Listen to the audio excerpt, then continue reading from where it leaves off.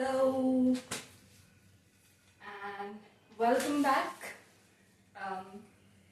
हम लोग ने अभी तक चैप्टर डिमांड के 2 पार्ट्स रिलीज करे हैं, ठीक है। पार्ट 1 में हम लोग ने समझा था अबाउट आप लोगों का an introduction to what are economic goods and free goods, और फिर हमने उस पर थोड़ा इलैबोरेटिव सेशन करा था जो कि हमारा पार्ट 2 था। तो मैंने आप लोगों को पार्ट 1 में बताया था कि डिमांड हमारा क्लास 12th का सबसे इम्पोर्टेंट चैप्टर है, और ये क्या बनेगा आप लोगों का फाउंडेशन बनेगा। ये चैप्टर क्या बनेगा? Foundation for all the upcoming chapters जो हम समझने वाले हैं, ठीक है।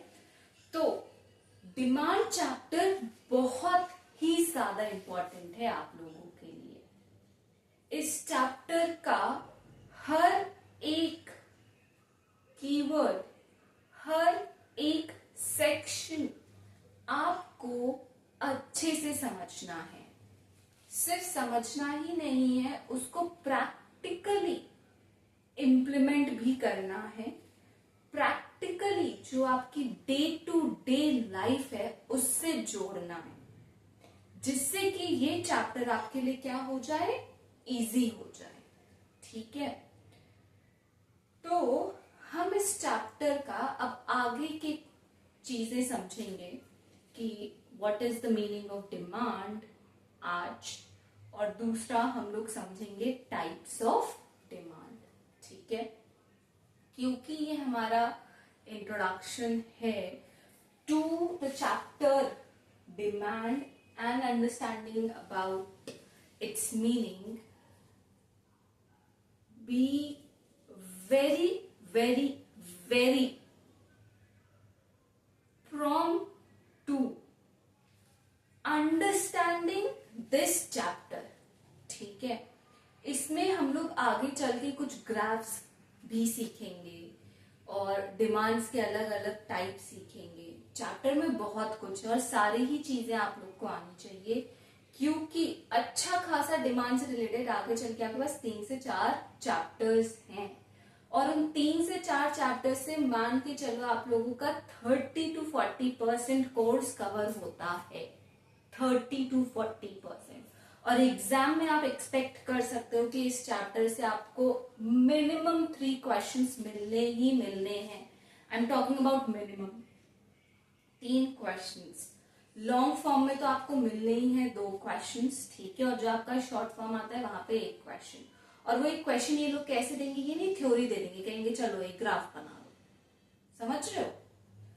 तो लेट अस गेट स्टार्टेड, किससे? अपना समझने से what is the meaning of demand. तो देखो यहाँ पे मैंने डिमांड की मीनिंग लिखी है आप लोगों के लिए। क्या है मीनिंग ऑफ डिमांड?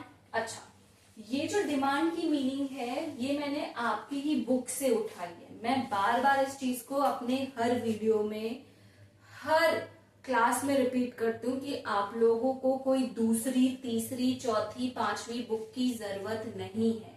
आपको सिर्फ क्या चाहिए? अपनी कोर्स की बुक चाहिए, और आपकी कोर्स की बुक्स में जो लिखा गया है बच्चों, सिर्फ और सिर्फ उसी को पढ़ो। I am requesting this. Boards में आपको ये नहीं है शॉर्ट डेफिनेशन लिखोगे तो चल जाएगा, शॉर्ट डेफिनेशन लिखोगे तो मार्क्स भी फिर वैसे ही मिलेगा, ठीक है। कुछ भी कहीं से भी मत पढ़िए, इसीलिए क्लास 12 तक कोर्स बुक्स होती है जो कि मैंडेटरी की जाती है हर बच्चे को। 12th के बाद फिर फ्रीडम होती है कि यार आप किसी भी ऑथर की बुक उठा लो उस सब्जेक्ट में, करेक्ट। पर क्लास 12 तक at least please be very very very specific to your books, और उनमें जो चीजें समझाई गई, ठीक है। चलो स्टार्ट करते हैं। सबसे पहले हम लोग आज समझते हैं मीनिंग ऑफ डिमांड। डिमांड क्या होता है? अब देखो, डिमांड की डेफिनेशन क्या है? कह रहे demand for any commodity. Commodity का मतलब यहाँ पे क्या हो गया कि कोई भी सामान, ठीक है, या कोई भी वस्तु।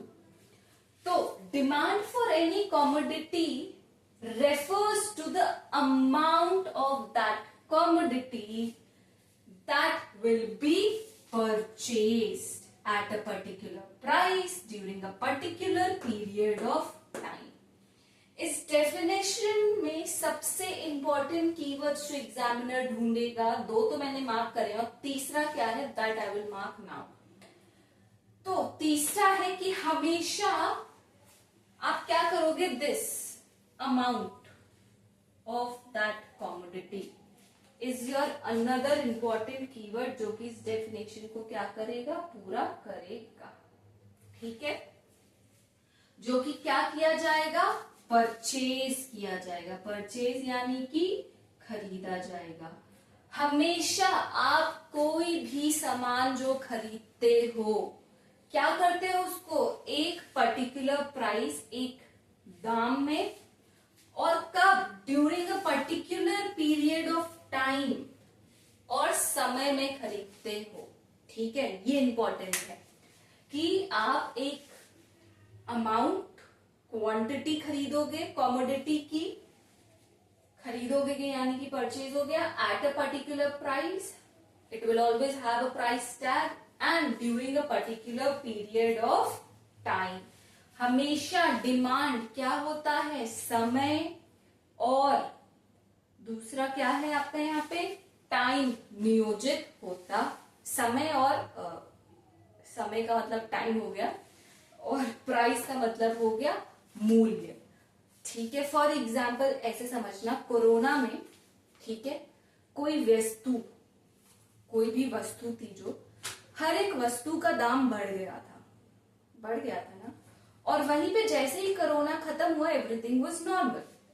तो वो कोरोना का काल कहते हैं, समय, तो वो कोरोना का समय। यहाँ पे टाइम का मतलब ये नहीं कि 1 घंटा, 2 घंटा, 3 घंटा, 4 घंटा। यहाँ पे टाइम का मतलब है कि उस पर्टिकुलर समय पे।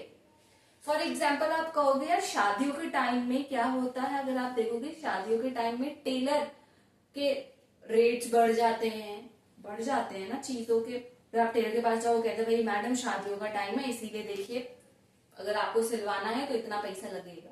हम लोग कहते भैया अभी तो हम लोग आपसे 1 महीने पहले सिलवाए थे, तब आपने ये इस रेट पे दिया। या जब कोई फेस्टिवल आने वाला होता है तो आप देखोगे फेस्टिवल के टाइम पे चीजें महंगी, सस्ती, जो भी हो।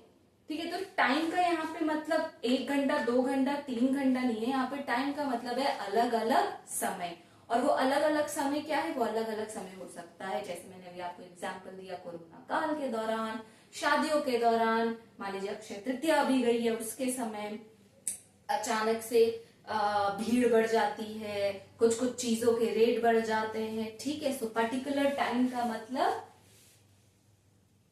ये है, नॉट 1 घंटा, 2 घंटा। ठीक है, ये क्लियर है आप लोगों को कि टाइम का यहाँ पे क्या मतलब है। ठीक है, फॉर एग्जाम्पल कि ऐसे मान लो कि आप लोग ने 200 कार एक दिन में बेची, या 400 कार एक हफ्ते में बेची, या 500 कार एक महीने में बेची। ठीक है, तो समय, period of time, particular price and amount of that commodity इस डेफिनेशन में बहुत बहुत बहुत ही ज्यादा इंपॉर्टेंट है। ये डेफिनेशन मैंने आप लोग की कोर्स बुक से ही ली है, तो अगर आप लोग की कोर्स बुक ओपन है तो वहां पे पेंसिल या पेन से इनको अंडरलाइन कर लो।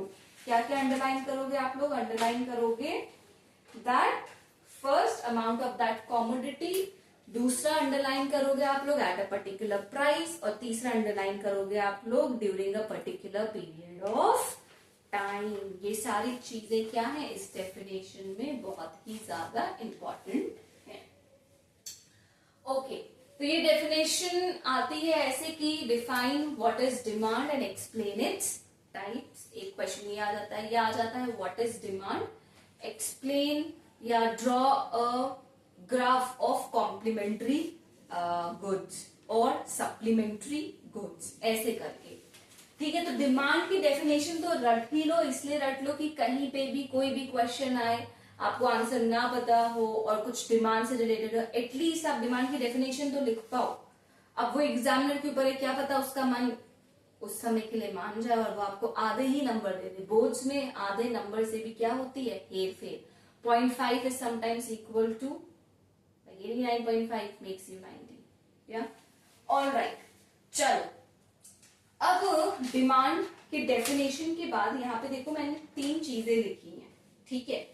अब ये 3 चीजें डिमांड की डेफिनेशन में होनी जरूरी है या डिमांड की परिभाषा में होना जरूरी है, तभी हम डिमांड को क्या मानते हैं, डिमांड।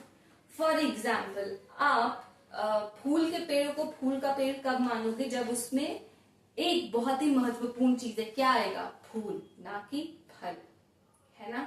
तो फूल के पेड़ को आप फूल कब मानोगे, जब उसमें फूल खिलेगा। या फिर मान लीजिए आप नीम की पत्तियों को नीम कब मानोगे, जब उसमें कड़वापन होगा। अगर पत्तियां मीठी हैं तो इट इज नॉट नीम। वैसे ही डिमांड कब पूरा होता है, जब उसमें ये 3 चीजें फुलफिल करता है। पहली चीज क्या, देखो, डिमांड फॉर कॉमोडिटी, हमने यहाँ पे बोला था ना डिमांड फॉर एनी कॉमोडिटी, तो demand for commodity in economics is not the same thing as desire for it. तो ये आपकी देखो डेफिनेशन होगी आप लोगों की बुक्स में, that demand for a commodity in economics is not the same thing as desire for it. इसका क्या मतलब है मैं समझाऊंगी। इट रेफर्स टू बोथ, 2 चीजें, desire to purchase and the ability to pay for a commodity. तो demand में 2 चीजें हैं, क्या होनी चाहिए, 2 चीजों का कॉम्बिनेशन। पहला, आपके पास क्या होना चाहिए, डिजायर टू परचेज, ठीक है, डिजायर टू क्या, परचेज। और दूसरा इसमें क्या है, दूसरी चीज है डिजायर टू परचेज के साथ यहां पे आपका एबिलिटी टू पे।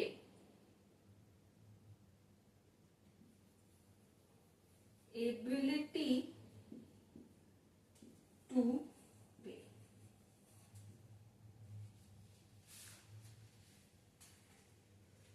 ठीक है। तो सबसे इंपॉर्टेंट चीज, डिमांड कब डिमांड कही जाएगी, डिमांड तब डिमांड कही जाएगी जब डिजायर और एबिलिटी दोनों, डिजायर टू परचेज यानी कि फॉर एग्जाम्पल आप मान लो कई लोगों के पास आपने आईफोन्स देखे होंगे, करेक्ट है। चलो मान लो आप सबको iPhone 17 pro max orange colour का जो एक्सक्लूसिव है वो चाहिए, आपको भी चाहिए, मुझे भी चाहिए, जितने भी लोग हैं मान लो सबको चाहिए। तो हम सबके पास डिजायर तो है टू परचेज है, हम सब खरीदना चाहते हैं।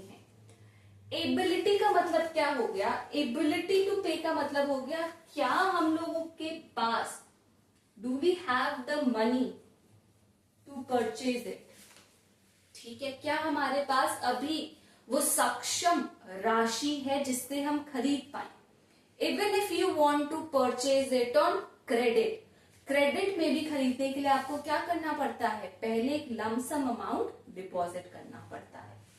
तो सिर्फ डिजायर यानी कि इच्छा होने से डिमांड नहीं पैदा होती है, इच्छा के साथ साथ आपके पास क्या, you should have the ability to pay for that particular commodity.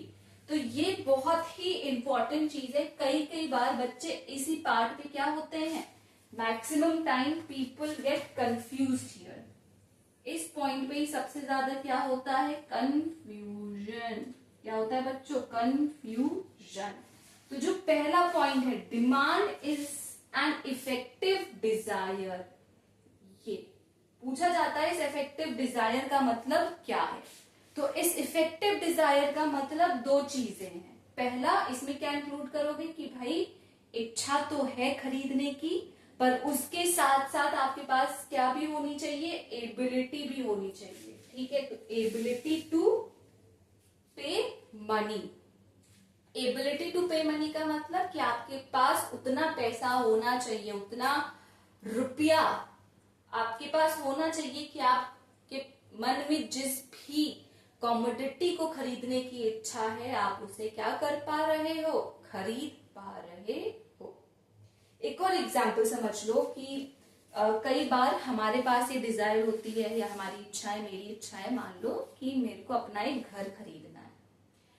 ठीक है भाई, करेक्ट हो गया, मेरे को घर खरीदना है, कोई दिक्कत नहीं है। बट मान लीजिए वो घर है 100 करोड़ का, and I don't have the money, I don't have the ability to buy that 100 crore house. तो डिमांड वहीं पर मेरी क्या होती है, खत्म हो जाएगी। अब मेरे एंड से उस 100 करोड़ के घर के लिए डिमांड तो नहीं है।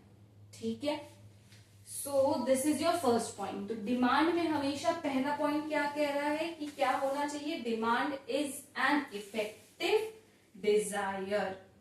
तो desire accompanied by the will to purchase और will and power.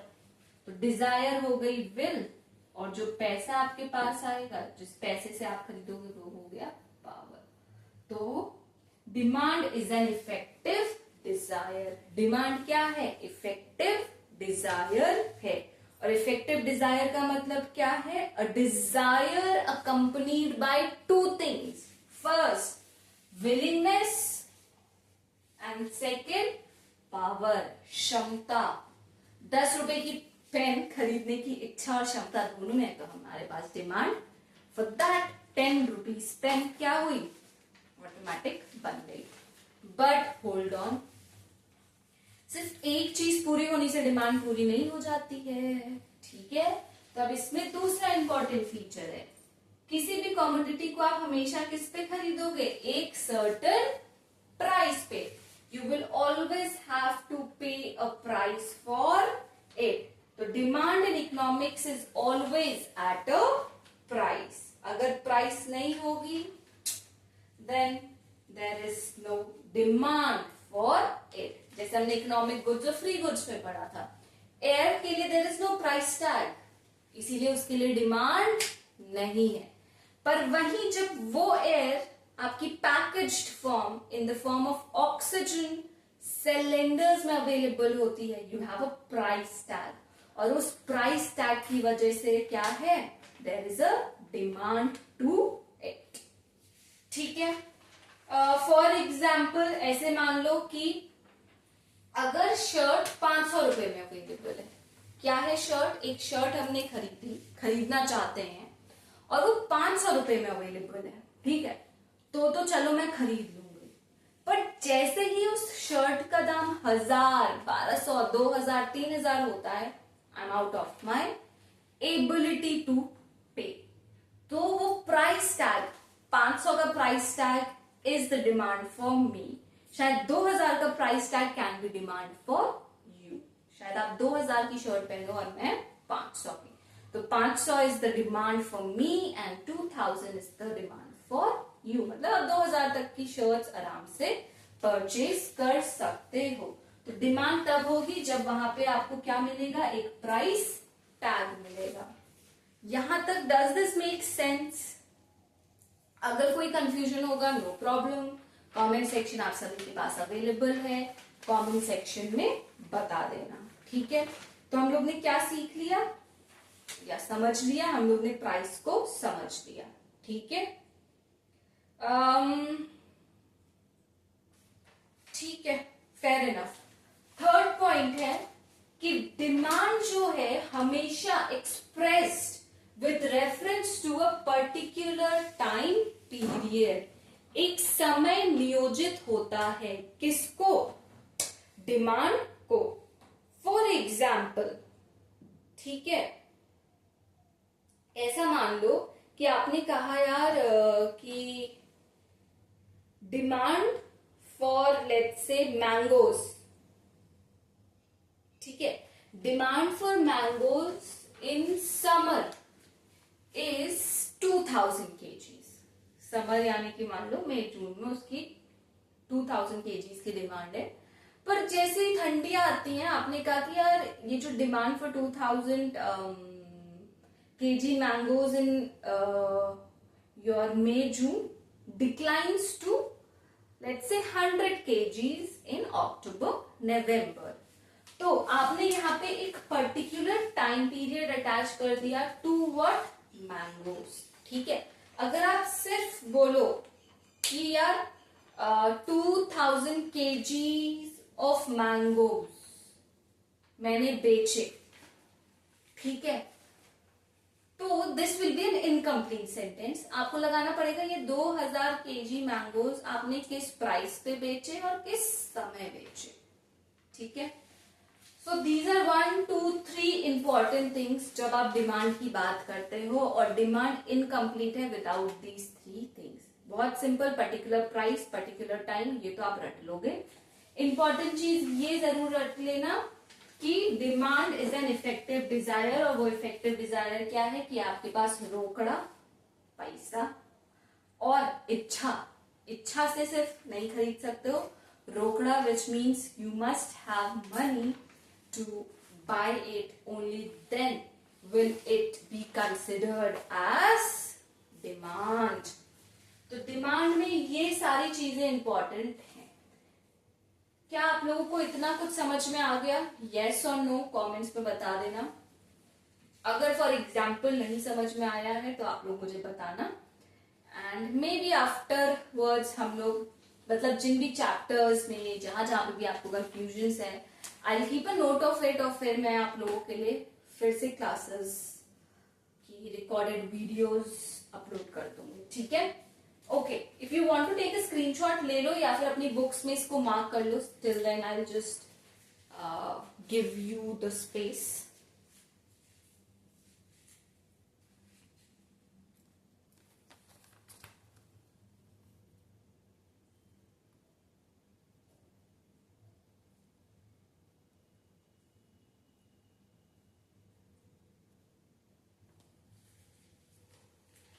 Done.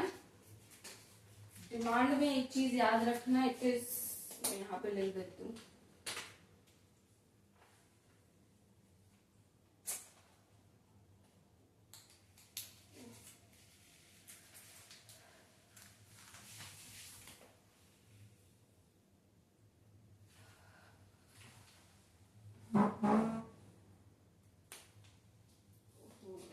I just, एक minute, late me just fix this. ठीक है, ओके, यहाँ पे मैं लिख देती हूँ कि demand is meaning, demand is meaningless. ठीक है, डिमांड क्या है? डिमांड मीनिंगलेस है विदाउट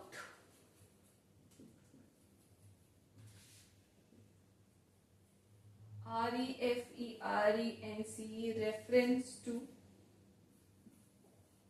price and time। ठीक है, demand is meaningless without reference to price and time, बहुत इंपॉर्टेंट है। ओके, चलो, I hope this much is clear to you.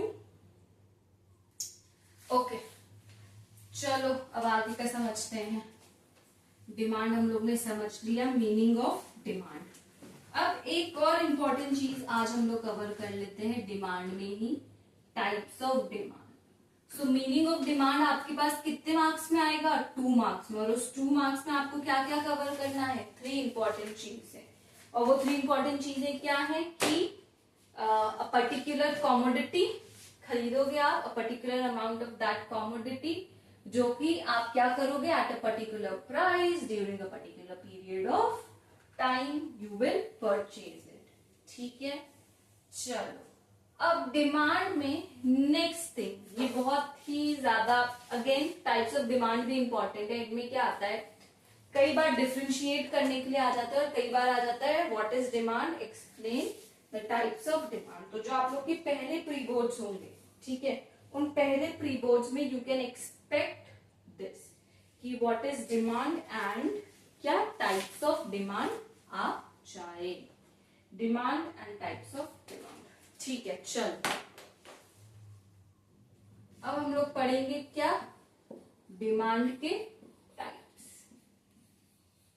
अब अपने पास कितने टाइप्स हैं भैया जी? अपने लोगों के पास there are 5 types of demand. How many types of demand do we have? We have 5 types of demand. ठीक है, अब वो 5 टाइप्स ऑफ डिमांड क्या है? Let me right it over here.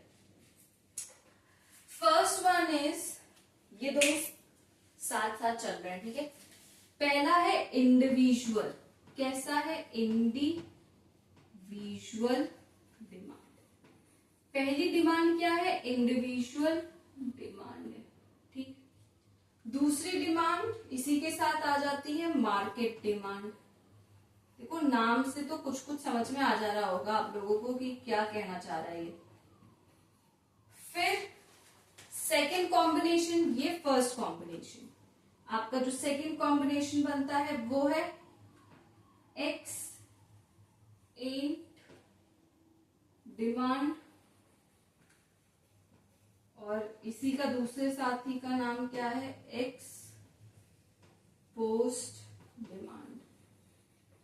और यहीं पे इंपॉर्टेंट चीज आती है. वो इंपॉर्टेंट चीज क्या है? This is the utmost important, सबसे इंपॉर्टेंट टाइप ऑफ डिमांड कौन है? एक्स एंड और एक्स पोस्ट. क्योंकि इंडिविजुअल मार्केट इंसान समझ जाता है. इंडिविजुअल का मतलब, चलो सिंगल की बात कर रहे हैं, मार्केट का मतलब whole lot of people. But ex ante और एक्स पोस्ट में मैक्सिमम गलतियां बच्चे करते हैं और इसीलिए एग्जामिनर इसको देता है. ठीक है, फिर थर्ड, ये सेकेंड बैच हुआ. थर्ड आपका हुआ जॉइंट डिमांड. कैसी डिमांड है? जॉइंट डिमांड है. फोर्थ आपके पास डिराइव्ड डिमांड है. कैसी है? Derived demand. डिराइव्ड समझ रहे होगे, मैथमेटिक्स में हम लोग जैसे डिराइव करते हैं ना formula. And then fifth one is your composite demand. कैसी डिमांड? Composite demand. ठीक है, These are the 5 types of demand जो हम लोगों को मिलती हैं. Individual market is okay, but this comes as very very very important. और उसके बाद definitely ये important है. ठीक है, तो इनमें सिंगल है but very very very important में एक्स एंड और एक्स पोस्ट है. चलो अब एक एक करके सबको समझते हैं. डन. सबसे पहले आ जाते हैं इंडिविजुअल डिमांड पे. इंडिविजुअल डिमांड के बारे में समझना, ये अपने आप में ही क्लियर कर रहा है कि मैं क्या हूं. कौन? Individual demand. ठीक है, तो इंडिविजुअल डिमांड आप लोग की बुक्स में देखो डेफिनेशन होगी of individual demand. If you all have your books just open it और वहीं पे मार्क कर लो. तो देखो इंडिविजुअल डिमांड की डेफिनेशन क्या है आप सभी के बुक्स में.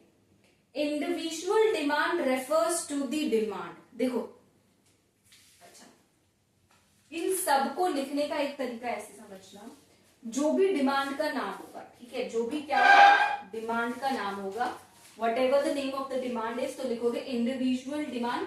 सबके आगे क्या लगा सकते हो आप लोग? Refers to the demand. Individual demand refers to the demand. फिर क्या कह सकते हो? Market demand refers to the demand. फिर क्या कह सकते हो? Exchange demand refers to the demand. तो ये जो रेफर्स टू द डिमांड है, इसको आप क्या मानो? इसको आप मानो कॉमन टर्म जो कि हर किसी वर्ड के आगे क्या कर सकते हो? वो आप लोग यूज कर सकते हो. ठीक है, रेफर्स टू द डिमांड, क्योंकि हम किसकी बात कर रहे हैं? डिमांड की बात कर रहे हैं ना. ठीक है, तो रेफर्स टू द डिमांड. अब डिमांड किसके लिए? हमने डिमांड की डेफिनेशन में ही पढ़ा था, डिमांड फॉर अ कमोडिटी. तो refers to the individual demand refers to the demand for a क्या? Commodity. Demand for a commodity. ठीक, रेफर्स टू द डिमांड. और वो डिमांड किसके लिए है? कमोडिटी के लिए. अब जो इंपॉर्टेंट चीज हम लोग ने समझी थी, याद रखना, क्या थे? प्राइस और टाइम. तो देखना इस डेफिनेशन में आ रहा है कि नहीं वो प्राइस और time. By a single consumer. Individual का मतलब क्या है? एक. इंडिविजुअल का मतलब क्या होता है यहाँ पे? वन, या फिर आप बोल दो सिंगल, है ना, इंडिविजुअल, आप इंडिविजुअली आइए, है ना। So refers to the demand for a commodity by, क्या है, बाय अ सिंगल क्या, कंज्यूमर, ठीक है, refers to the demand for a commodity by a single consumer. तो यहां पर इंडिविजुअल डिमांड किसके थ्रू आएगी, हर एक इंडिविजुअल कंज्यूमर के थ्रू आएगी, किसके थ्रू आएगी, इंडिविजुअल कंज्यूमर के थ्रू। तो thus the quantity of a commodity that an individual consumer is willing to purchase at a given price during a given period of time is known as individual क्या, demand, is known as individual demand, ठीक है। Individual demand का एक और नाम होता है, that I will tell you, but let me just write the definition. So individual demand refers to the demand for a commodity by a single consumer. अब इसके आगे की डेफिनेशन क्या है, thus the quantity, क्या है, quantity of a commodity, thus the quantity of a commodity that an individual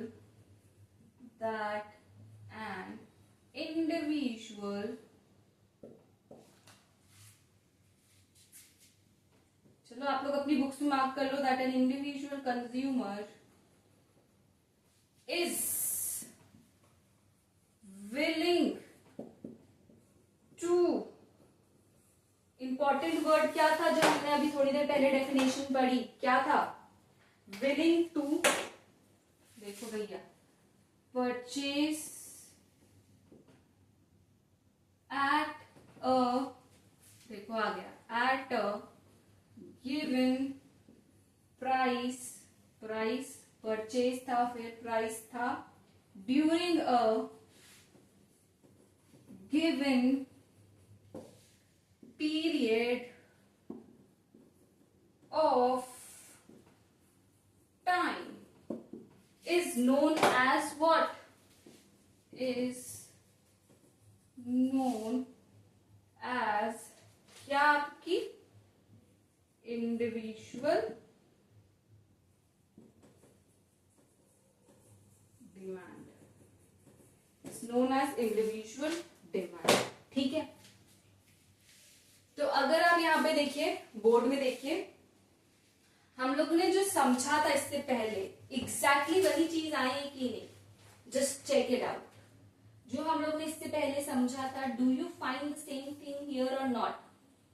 इससे पहले हम लोगों ने क्या समझा था, देखो, इससे पहले हम लोग ने डिमांड में तीन चीजें समझी थी, परचेज अ कमोडिटी, ठीक है, जिसको हमने इफेक्टिव डिमांड बोला था, विलिंगनेस एंड एबिलिटी, उसके साथ at a particular price and during a particular period of time. तो देखो, the quantity of a commodity that an individual consumer is willing to purchase at a given price during a given period of time is known as your individual demand, right?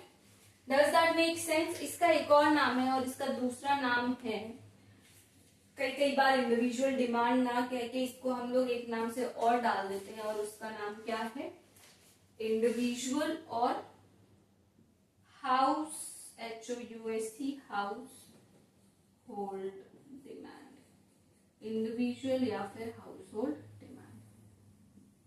आपकी books में होगा, just mark it down in your books, very important. देखो लिखा है आप लोग की book में, individual demand is the same thing as household demand, mark कर लो, कर लिया। अब इसी डेफिनेशन से मैं आप लोगों को जो मार्केट डिमांड है उसकी डेफिनेशन रटने का तरीका बताती हूँ। अब पहले डेफिनेशन सुनना और फिर यहाँ पे देखना कौन कौन से वर्ड्स को हम रिप्लेस कर सकते हैं। तो market demand refers to the total quantity of a commodity that all households are willing to buy at a given price during a given period of time. ठीक है, अब देखो, एक्सक्यूज मी, इंडिविजुअल का मतलब हो गया एक सिंगल, यानी कि मेरी अकेले की डिमांड, मान लो हम सब, मान लीजिए पूरी दुनिया में पानी का कंजम्पशन है ना, बिस्लरी हो गया या फिर आपका किंगफिशर का पानी हो गया, and then there are many names to it. तो इंडिविजुअल में हो गया कि मैं अकेले कितना पानी कंज्यूम करती हूँ, अकेले प्राची बिष्ट अकेले कितना पानी कंज्यूम करती हैं, that is individual demand of me for packaged drinking water. और जब हम मार्केट डिमांड में आ जाते हैं तो मार्केट डिमांड का मतलब हो गया सारे लोग कलेक्टिवली कितना पैकेज्ड ड्रिंकिंग वाटर की डिमांड करते हैं, तो दैट इज मार्केट। और जब वो इंडिविजुअल पर्सन पे आ जाती है, from one person to another, या एक पर्सन से दूसरे पर्सन, दूसरे पर्सन से तीसरे पर्सन इंडिविजुअली कितना कंज्यूम करता है, that is known as individual demand. ठीक है, तो मार्केट डिमांड की डेफिनेशन में हमने क्या सीखा? मार्केट डिमांड की डेफिनेशन में there are 2 to 3 important things. ठीक है, यहां पे अंडरलाइन करती हूँ। मार्केट डिमांड में क्या है? It is the total quantity, MD लिख दिया मैंने यहाँ पे। यहाँ पे हम लोग किसकी बात कर रहे हैं? टोटल क्वांटिटी, क्योंकि अब एक सिंगल इंसान की बात नहीं हो रही है, यहाँ पे कलेक्टिवली पूरी सोसाइटी की बात हो रही है। ठीक है, तो टोटल क्वांटिटी किसकी भैया? Of a commodity. हमारे केस में क्या था? बिस्लरी की बोतल थी, पैकेज्ड ड्रिंकिंग वाटर। तो total quantity of a commodity that all households, households यहाँ पे हमने इंडिविजुअल्स को क्या बोला? Households, that all households are willing to purchase का दूसरा शब्द ही क्या है? Buy, that all households are willing to buy at a same particular price during a given period of time. आप बोल दीजिए go at a particular price during a particular period of time. Simple, वहां पे भी particular price था, यहाँ पे भी पर्टिकुलर प्राइस है, वहां पे भी पर्टिकुलर टाइम था, यहाँ पे भी पर्टिकुलर टाइम है, क्योंकि इसके बिना डिमांड की डेफिनेशन क्या है? इनकम्प्लीट। यहाँ पे एक इंडिविजुअल कंज्यूम कर रहा था, यहाँ पे सारे इंडिविजुअल्स कलेक्टिवली, इसीलिए कहा गया है total quantity of a commodity that all households. All households का मतलब हो गया all individuals are willing to buy, are willing to buy, WILLING, are willing to buy at a particular price during a given period of time, as simple as it is. Does this make sense people?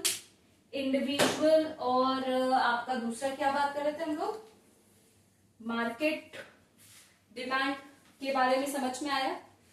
चलो अब next है हम लोग के पास XANTE and POST, post.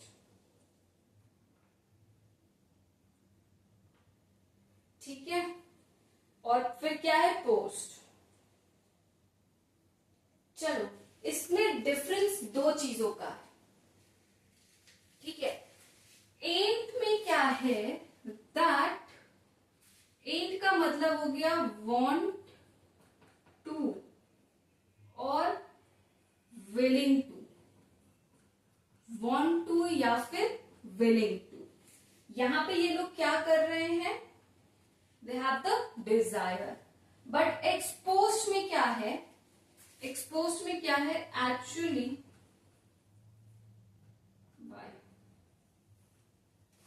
इतने का अंतर है, इसको फटाक से लिख लो, फिर आई एक्सप्लेन यू।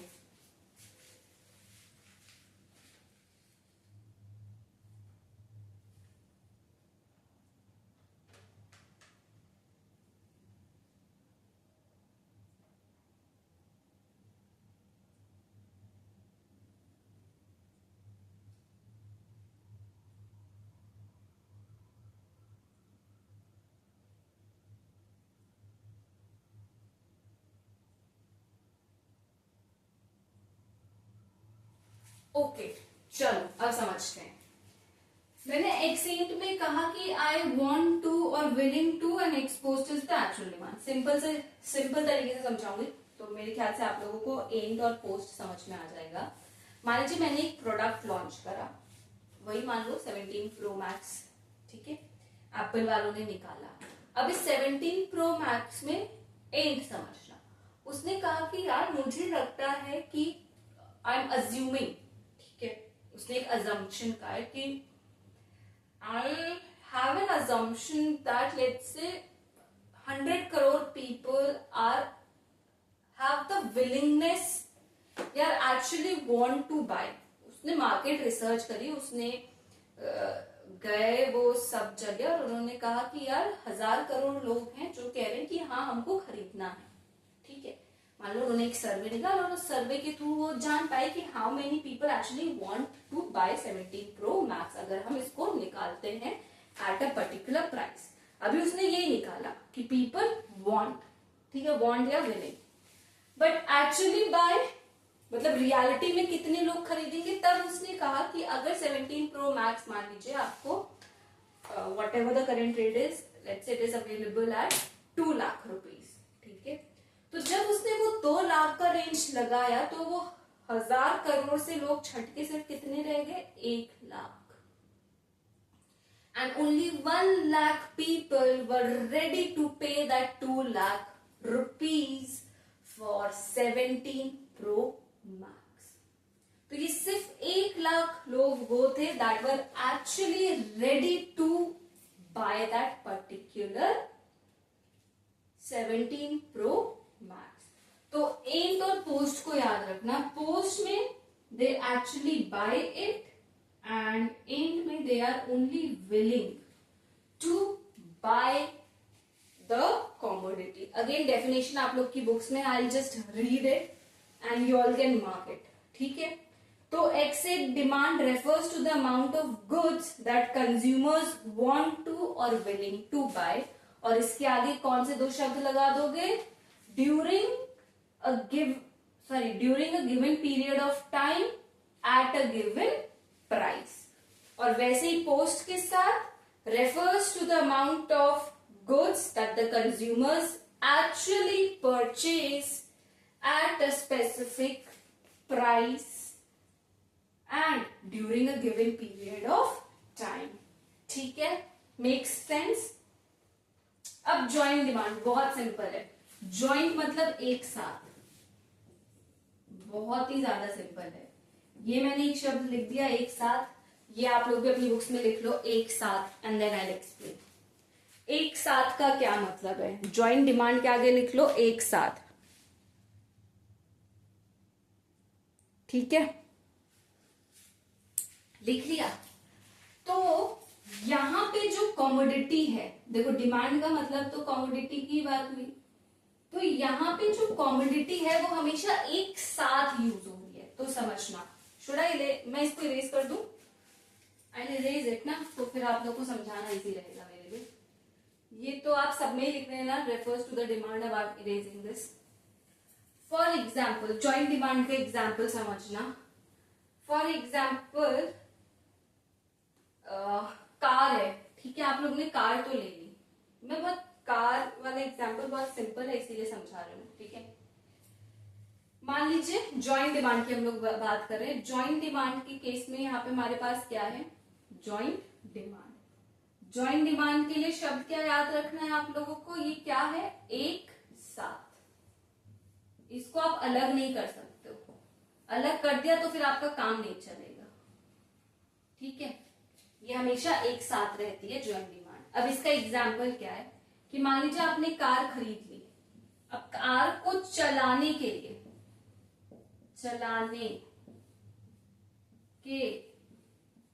किसकी जरूरत पड़ती है, पेट्रोल। किसकी जरूरत पड़ती है, पेट्रोल। अब तो सेकंड ऑप्शन आपके पास क्या आ गई है, इलेक्ट्रिक कार्स, तो स्लैश इलेक्ट्रिसिटी, ठीक है।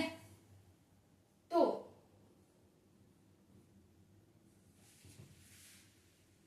अब अगर आपने सपोज मान लीजिए अचानक से ऐसा होता है कि मार्केट में बहुत सारी कारें आ जाती हैं, मतलब ये प्लस हो गई कारें अचानक से मार्केट में। मान लीजिए आज उत्तर प्रदेश में बहुत सारी कारें अचानक से आ गई ज्यादा, ठीक है। आज मतलब बहुत लोगों ने नई कारें खरीद ली हैं। अब वो सब मान लीजिए उत्तर प्रदेश में ही रहते हैं और वो सब अब इस कार को यूज करेंगे। तो मान लीजिए अब उत्तर प्रदेश में कारें बढ़ गई हैं, प्लस हो गई हैं बाय 10,000, ठीक है। तो आप लोग को क्या लगता है, तो ये पेट्रोल बढ़ेगा या फिर घटेगा? Without giving a second thought बताओ, ये पेट्रोल बढ़ेगा कि घटेगा? अब बढ़ेगा ना, क्यों? क्योंकि अब ये 10,000 कारें जो अब उत्तर प्रदेश के अंदर टहलेंगी, इनको भी अब पेट्रोल की आवश्यकता होगी। किस लिए? गाड़ी को चलाने के लिए। पहले 10,000 लोग कम थे जो पेट्रोल भरवा रहे थे, अब 10,000 लोग बढ़ गए हैं, है ना। तो जॉइंट डिमांड क्या होती है? जॉइंट डिमांड, अगर कार की डिमांड बढ़ेगी तो हो सकता है पेट्रोल की डिमांड भी बढ़े या घटे, वो तो हम वहां से पता करेंगे। या फॉर एग्जाम्पल जैसे आप ब्रेड को किन किन चीजों के साथ आप खाते हो? ब्रेड को खाते होगे आप या फिर केचप के साथ या फिर बटर के साथ। तो ब्रेड के साथ दो चीजें, और अगर ब्रेड कहीं पे ज्यादा बिकता है तो उसके साथ वहां पे बटर भी बिकेगा, और बिकेगा क्या? केचप, ठीक। या मान लीजिए हम और किसकी बात कर सकते हैं जो दो चीजें एक साथ बिकती हो।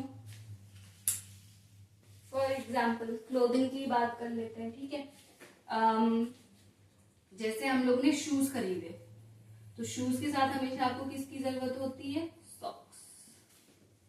शूज कोई बिना सॉक्स के पहनता है क्या? सैंडल तो एक बार फिर भी हम पहन सकते हैं विदाउट सॉक्स, बट शूज नहीं। दूसरा हो सकता है कि जैसे आप लोगों ने फोन खरीदा, फोन के साथ आपको किसकी जरूरत पड़ती है? चार्जर।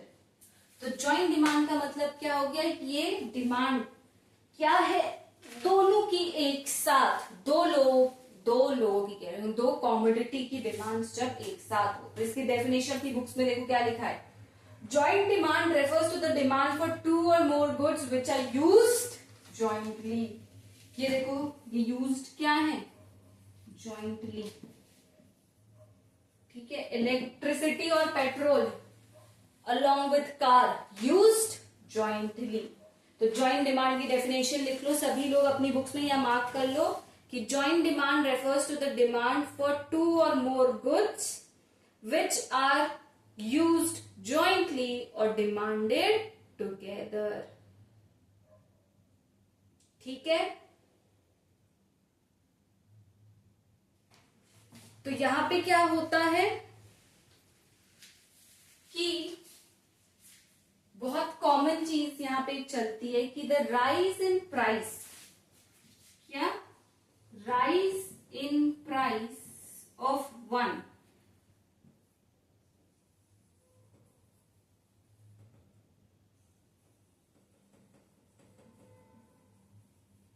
अगर दो जॉइंट डिमांड में हम दो चीजें एक साथ यूज कर रहे हैं, we are using it jointly, तो यहां पे क्या होता है? Rise in the price of one commodity leads to the fall in demand। यहां पे क्या होती है? डिमांड दूसरे की क्या हो जाती है? गिर जाती है। फॉर एग्जाम्पल मान लीजिए सॉस के दाम बढ़ गए। किसके दाम बढ़ गए? सॉस के दाम बढ़ गए। अब सॉस के दाम जैसे ही बढ़े, अब लोगों ने क्या करा? चलो, जहां मैं पहले 2 सॉस लेते थे अब मैं 1 सॉस पे आ गई, और जहां मैं पहले 4 ब्रेड खाते होंगे, packets of bread I used to buy, अब मैं कितने ब्रेड्स लूंगे? 2, क्योंकि सॉस का प्राइस बढ़ गया। प्राइस बढ़ने की वजह से मैंने सॉस कम खरीदा, क्योंकि सॉस कम खरीदा तो अब मुझे ब्रेड की भी जरूरत कम है। कई बार आप देखते होंगे कार के जब दाम बढ़ जाते हैं और लोग कार नहीं खरीदते हैं, तो पेट्रोल की खपत भी क्या हो जाती है? कम हो जाती है। मान लीजिए एक साल में 50 कार बिकती हैं और दूसरे साल में 40, तो जिस साल 50 कार बिकी होंगी उस साल क्या रहा होगा, पेट्रोल ज्यादा बिका होगा। जिस साल 40 कारें बिकी, कम कार, क्योंकि प्राइस ज्यादा था, तो उस साल पेट्रोल की डिमांड क्या रही, कम रही। सिंपल है इसको समझना। तो जॉइंट डिमांड समझ लिया। अब डिराइव्ड डिमांड, डिराइव्ड मतलब जैसे हम फॉर्मूला निकालते हैं, लेट समथिंग बी एक्स करके, है ना, मैथ में यही तो करते हैं हम लोग। तो डिराइव्ड डिमांड भी क्या है, the demand for a commodity that arises because of what, the demand for some other commodity is called derived demand. तो derived demand किसकी वजह से आती है, demand for some other commodity, ठीक है, demand for some other commodity. इसका example बहुत सिंपल है। मान लो कि सरिया जो है, सरिया या बालू, इनका अचानक से क्या हुआ कि प्राइस घटा। तो अब जिन लोगों ने अपना घर या अपनी बिल्डिंग बनाना रोक रखा था, वो लोग क्या करेंगे, बिल्डिंग बनाना चालू कर देंगे। ठीक है, तो क्योंकि सीमेंट, ईटा, लोहा, सरिया, ये सब का रेट गिरा, घर बनाना लोगों ने क्या कर दिया, चालू कर दिया। तो घर बनाना चालू हुआ, क्यों, क्योंकि demand for some other commodity क्या हुई, यहां पे डिमांड बढ़ी, प्राइस घटा, तो बिल्डिंग बनने की डिमांड, घर बनने की डिमांड बढ़ गई। तो this is your derived demand, simple definition. चलो अब आ जाते हैं कॉम्पोजिट डिमांड पे। तो demand for goods that have multiple uses is called composite demand. तो कॉम्पोजिट डिमांड में क्या है, मल्टीपल यूजेस हैं, किसके, उस पर्टिकुलर कॉमोडिटी के, multiple uses of the commodity. इसका एग्जाम्पल तो आप लोग को पता ही होगा, बहुत सिंपल है, सोचो क्या हो सकता है, बहुत सिंपल, यही देख लो, बिजली, मल्टीपल यूजेस है। और बताओ किस चीज के मल्टीपल यूजेस है, सोचो, थोड़ा सा दिमाग लगाओ, और ऐसी कौन सी चीजें हैं। अब मान लो प्लास्टिक ही है, ये जो मार्कर है इसमें भी यूज हो रहा है, प्लास्टिक के बैग, प्लास्टिक की पॉलिथीन, प्लास्टिक की चप्पल, प्लास्टिक के शूज, राइट। तो कॉम्पोजिट डिमांड का मतलब क्या है कि composite demand arises from multiple use of the commodity, so that is known as your composite demand। ठीक है, तो जब भी हम किसी कॉमोडिटी को क्या कर सकते हैं, सेवरल अदर यूजेस में ला सकते हैं, वहां पे उस कॉमोडिटी की डिमांड को हम लोग क्या कहते हैं, कॉम्पोजिट डिमांड। उस कॉमोडिटी की डिमांड को हम लोग क्या बोल देते हैं, कॉम्पोजिट डिमांड। डिराइव्ड डिमांड हमेशा याद, मैथमेटिक्स से कोरिलेट करना, जहां पे हम लोग कहते हैं let the value of x be 100, और फिर हम लोग किसी एक नंबर को निकालते हैं। वैसे ही डिराइव्ड डिमांड है जो कि एक दूसरे वस्तु, दूसरी कॉमोडिटी के इस्तेमाल से आती है। जॉइंट डिमांड मतलब जहां पे दो चीजें हमेशा एक साथ चले, बहुत सिंपल, बस आप लोग फोन और चार्जर को याद रखना, उससे बेहतरीन आपके लिए एग्जाम्पल कोई भी नहीं हो सकता, और सब भूल जाओगे, फोन और चार्जर को आप लोग कभी भी नहीं भूलोगे। ठीक है, उसके बाद एंट और पोस्ट। पोस्ट का मतलब है एक्चुअली में खरीदते हैं, और एंट का मतलब है बस दे आर लाइक कि ठीक है, आईफोन 17 कोई किसी से भी पूछोगे तो सब कहेंगे हाँ यार, हमें, I also have the willingness to buy this phone that is 17 pro max. ठीक है, अब आखिरी में इंडिविजुअल, जब सिंगल इंसान का मार्केट, यानी कि जब हर वो सिंगल इंसान क्या हो जाता है, एक साथ जुड़ जाता है तब हम उसको क्या बोल देते हैं, my bad guys, you could not see me, उसको हम लोग कह देते हैं मार्केट डिमांड। तो इन टोटल आपके पास कितने टाइप्स ऑफ डिमांड है, 5। ये दो एक पेयर बनाते हैं, ये दो एक पेयर, ज्वाइंट का मतलब एक साथ, डिराइव्ड का मतलब जहां पे आपकी क्या होती है, मॉरल सीमेंट सस्ते होने की वजह से सब लोग घर बनाना शुरू कर देते हैं। और कॉम्पोजिट डिमांड तो बहुत ही सिंपल है, कॉम्पोजिट, कॉम्पोजिशन याद रखना, मिक्सचर ऑफ 2 और मोर थिंग्स। तो कॉम्पोजिट मतलब जहां पे एक ही कमोडिटी 2 या 2 से ज्यादा चीजों में इस्तेमाल हो सकती है, तब उसको हम लोग कॉम्पोजिट डिमांड कहते हैं। This is the simple 5 types of demand. इसको रिवाइज करना before I come up with my next session. Books में अपनी मार्क करो, बार बार I am repeating the same thing, उसको अच्छे से मार्क करो। 50 एग्जाम्पल्स रटने की जरूरत नहीं है, एक ही एग्जाम्पल से बार बार चीजों को समझो, बार बार, क्योंकि अगर ये नहीं समझा आगे चल के दिक्कत होगी। डिमांड का प्लीज रिवीजन कर लेना, मीनिंग ऑफ डिमांड का 3 चीजें बहुत इंपॉर्टेंट है, particular price, particular period of time, and very important, you must have an effective demand, willingness and ability to pay या फिर power to purchase the commodity. Okay then, let's wrap up this class और next class में मिलते हैं। and yes guys, work hard, okay, और कोशिश करो कि आप लोग बहुत ज्यादा मेहनत करो, अच्छे से मेहनत करो, so that you all are not missing out on anything. Thank you, tata, bye bye.